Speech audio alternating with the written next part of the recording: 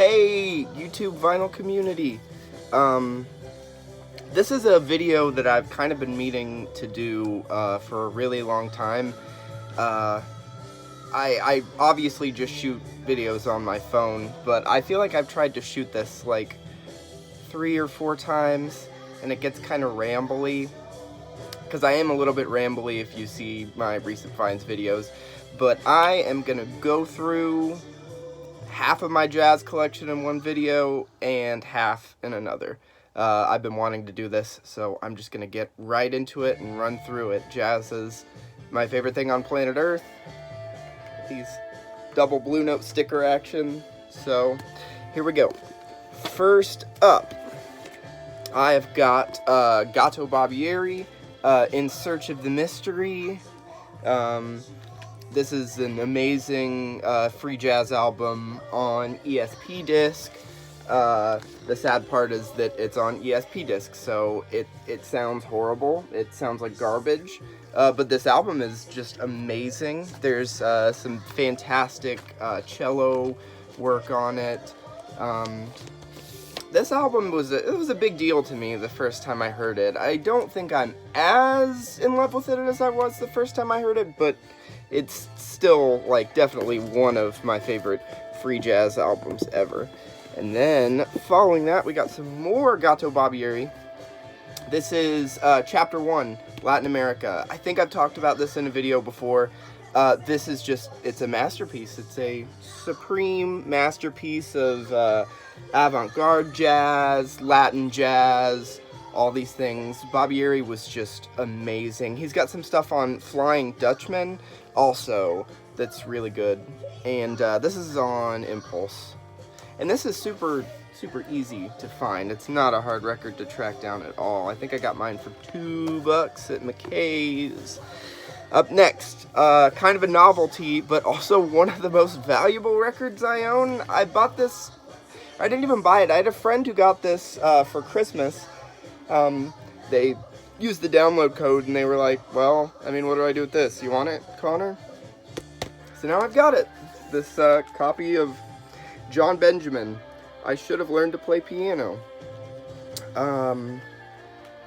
Yeah, this is like a novelty album where it's a jazz piano album, but the thing is that John Benjamin doesn't know how to play piano. And it's really funny. Yeah, I love it. And this is worth like, it goes for like $200 on Discogs. Got it for free. Good find. Next up, Art Blakey, Caravan.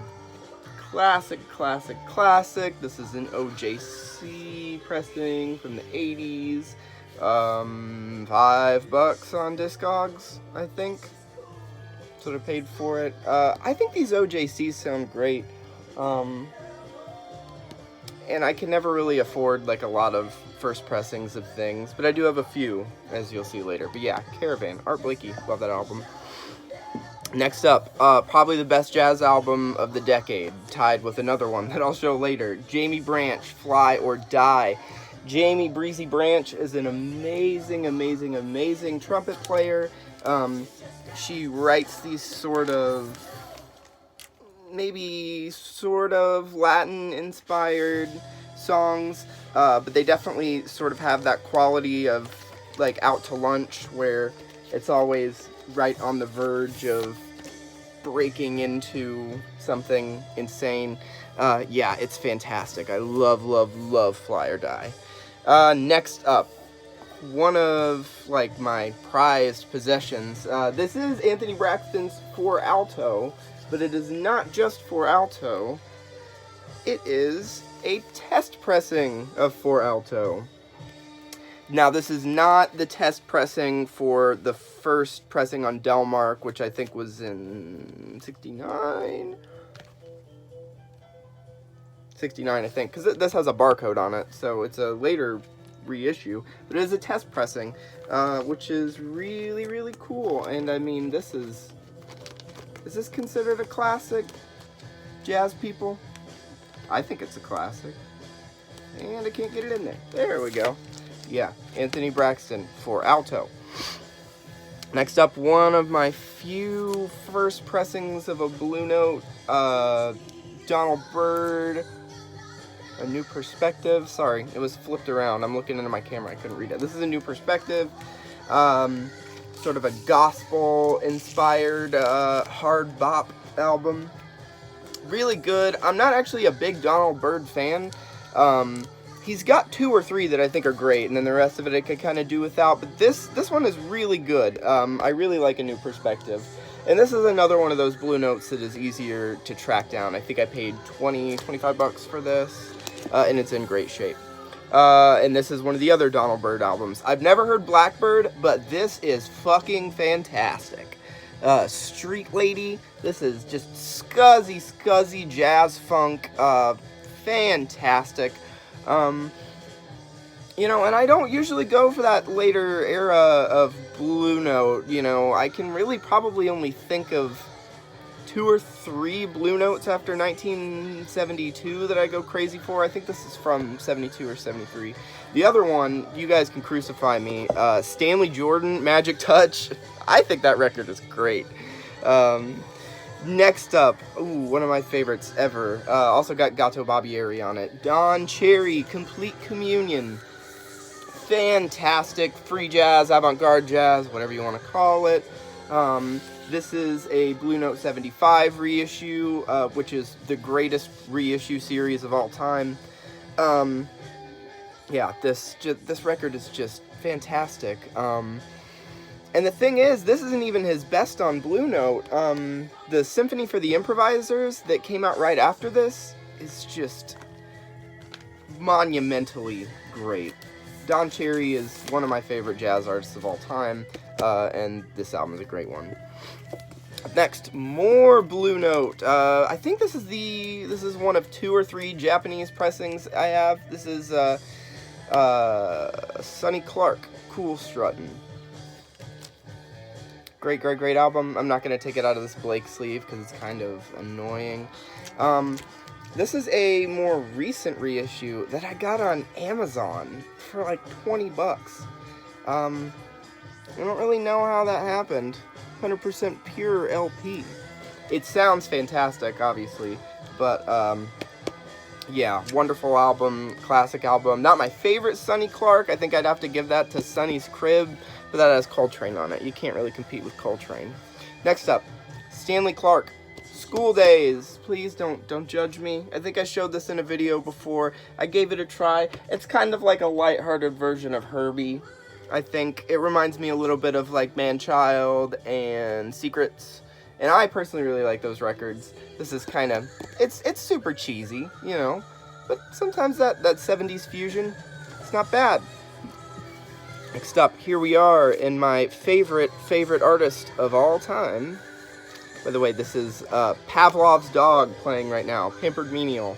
I have not listened to this in a long time. I didn't realize it was this obnoxious. Sounds like Geddy Lee.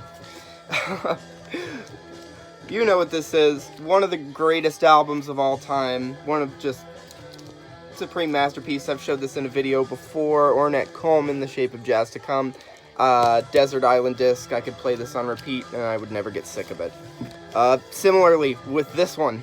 One of the greatest albums of all time as well. Ornette Coleman, Change of the Century. Also a mid-70s pressing. Awesome. One of the greatest things you could ever treat yourself to. Along with, also, one of the greatest things you could ever treat yourself. Really, all of the ones that I own are probably in my top 20 albums of all time. Ornette Coleman, New York Is Now. Just obscenely good, underrated, free jazz record. It's got Dewey Redman on it. It's melodic. It's atmospheric, but it has a sense of humor. I don't have science fiction, but science fiction is also in the conversation for greatest ever. Got this 12-inch single with from Song X, Kathleen Gray, and Mob Job. Obscenely good. And then finally, easily my favorite, probably my favorite album of all time, Ornette Coleman, Of Human Feelings. Just, again, melodic jazz funk that just, the grooves are insane. It's thin and tinny and just fantastic. And it's got Leonardo Coleman on it. Love me some Leonardo Coleman. Anyway, that was a good long ramble about my favorite artists of all time. Next up, Alice Coltrane, Journey in Satchidananda. This is a recent reissue. Impulse label. Great album. Got Pharoah Sanders on it. Definitely one of my favorites. I think this was $10. Wonderful stuff. And if you're keeping track, if we're just done with Alice, we're heading into John. Don't have a lot of John Coltrane, but I do love me some.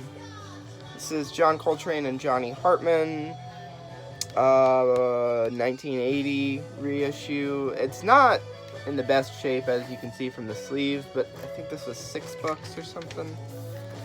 The condition was kind of misrepresented to me by the seller.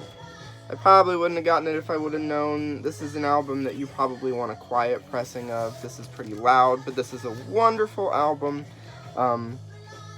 And Johnny Hartman has an album after this that does not have Train on it, but it is on Impulse, and that one's also great. Next, A Love Supreme. Not much I need to say about it. Masterpiece. Fantastic. Love Supreme. This is a 95 reissue. This is a weird one. This is one I've shown before. The cover is Ascension. This should be a Philippines pressing of Ascension. It even says Ascension on the label. This is not. It is Kulusay Mama, which was cool at first because I was like, oh. But then I realized that album is not as good as Ascension. I would much rather have Ascension. But this is a cool oddity that I have. If anyone is interested in taking this off my hands, throw me an offer. Or trade me a copy of Ascension. I would like that so much more. This is Meditations. This is really the only early pressing of any Coltrane that I have. I think this is from '69. Wonderful album. I think I paid $20 for it. And I have not listened to this one in a while. I really need to get it out again. I'm looking for Sunship. Sunship and Interstellar Space. Those are my favorites. Not a big Ohm guy.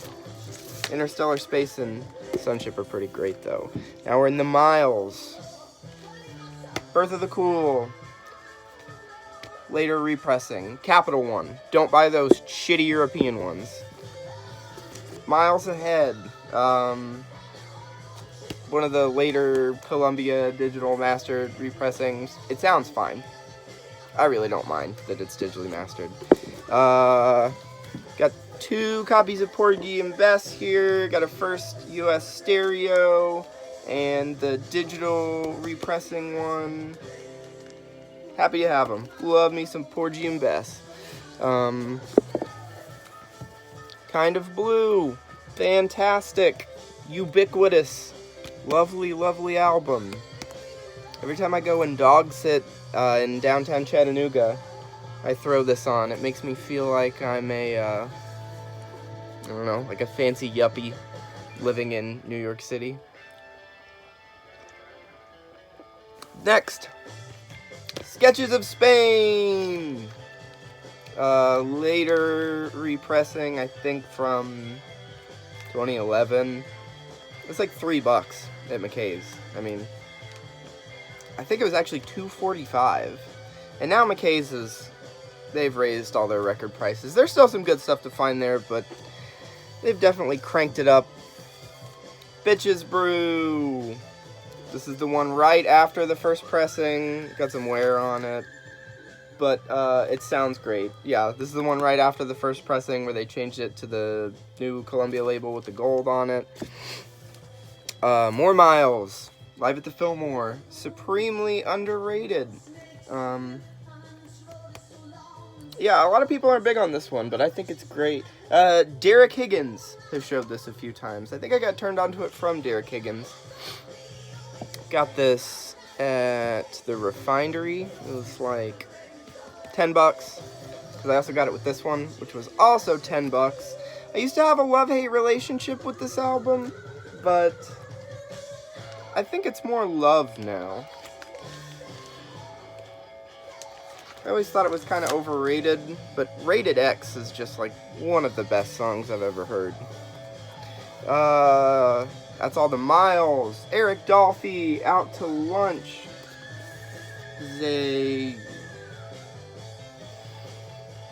I really don't know. If I called it a first stereo, I don't think that would be right. I haven't really looked into it. But yeah, I got this on eBay. I don't really know a lot about this pressing, but it was really cheap. It's definitely an early one. Again, I'll have to probably look into it. More Eric Dolphy. The Berlin Concerts. This is a really, really great live album from '79. The only thing it's pressed on terrible inner city vinyl. Sorry, y'all. My allergies are bad. I'm sure I probably look like a cokehead right now or something. Next up, this is an Eric Dolphy comp on Prestige. Really, really good album. Or not album, good comp. Got all the classics on it. Green Dolphin Street, Glad to Be Unhappy, Sketches of Melba. I'm not really sure when these recordings are from, actually. I do know it's a comp, though. But yeah, fantastic. Next up... Oh, yes. Duke. Ellington Uptown. Awesome, awesome, awesome. First stereo pressing. A lot of classics. This is probably his best from the 1950s. This or Ellington at Newport. I really like that one. Showed this a million times. Happy to have it. Money Jungle. First pressing on United Artists Jazz. Not a lot to say about it. Got it for $5 in a record store. Errol Garner. Concert by the Sea. Classic. Really good piano album. Autumn Leaves. Great killer track from this. Getz and Gilberto. First stereo. It's a little bit noisy. I'm looking for another copy, but the sleeve is in great shape. Got that for $10 at McKay's. Jimmy Giuffre. The Jimmy Giuffre clarinet. This album is wonderful. It is weird, but it's awesome. Jimmy Giuffre is really underrated. I'm still looking for Western Suite. Western Suite, it's one of those where it's not super expensive, but it's always floating around like 30 or 40 bucks, and I don't know. Don't usually like to pop on stuff like that. Next up, Dexter Gordon, Go, 1980s, European repress, one of the direct metal mastered ones, but I think it sounds great. I hear people talk shit about those pressings a lot, but I think this sounds good to my ears. So yeah, Dexter Gordon, Go. One of my favorite albums ever, Johnny Griffin, The Congregation. This is a terrible, stupid, awful repress on the Dole label. One of those shitty European labels. This sounds fine. I didn't really know about the Dole label at the time when I got this. I probably wouldn't have bought it if I would have known. God, this is going to be a long video. Next up, the one that I said that Fly or Die was tied with for Jazz Album of the Decade. Mary Halvorson, Code Girl. Just insane. Just insane. She's a great guitar player. Got to see her at Big Ears. I've seen her, actually, I think I've seen her 3 times. I saw the Code Girl set. I saw her the first time I went to Big Ears with Bangs. Jason Moran, I think, is the Bangs guy. Herbie Hancock, Maiden Voyage, Blue Note 75 repressed. Not a lot to say about it. Fantastic album. It's the only Herbie I have. I need more Herbie. I got some Andrew Hill here. Point of Departure, Blue Note 75. One of the greatest albums of all time. Also one of the greatest albums of all time, Andrew Hill. Judgment. This album's like a life changer. I think I've showed it before, but just obscenely good. And we got 3 more before I'm halfway through, and then I'll continue in the next video. Freddie Hubbard, Blue Spirits. This was a gift. It's not a very good album, but I have it. Freddie Hubbard, Blue Spirits. And finally, got a double here of some Ahmad Jamal, But Not For Me, live at the Pershing. Fantastic. All of you, less good, but still great, because it's Ahmad Jamal. Looking for Poinciana. Not an expensive album, but I just haven't seen it yet. So yeah, that is half of my jazz collection. Tried to be straight and to the point. I got another stack right here, and I'll probably try and get that video out in next couple days or so, maybe 1 or 2 weeks. But thank you for watching YouTube Vinyl Community, and have a great day.